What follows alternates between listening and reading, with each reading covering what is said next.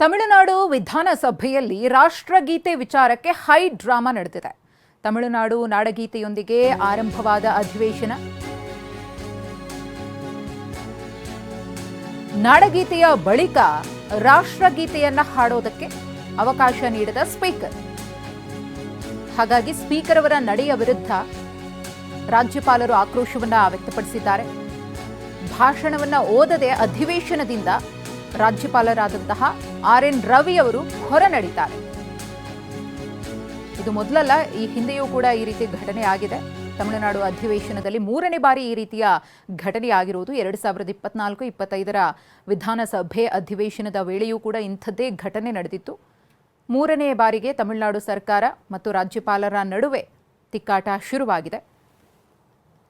ಗಮನಿಸ್ತಾ ಇದ್ದೀರಿ, ಕೋಪದಿಂದ ರಾಜ್ಯಪಾಲರು ಹೊರ ಹೋಗಿದ್ದು ರಾಷ್ಟ್ರಗೀತೆಯ ವಿಚಾರಕ್ಕೆ ಆದಂತಹ ಒಂದು ಗಲಾಟೆ. ಇದು ನಾಡಗೀತೆಯೊಂದಿಗೆ ಅಧಿವೇಶನ ಆರಂಭ ಆಗುತ್ತೆ.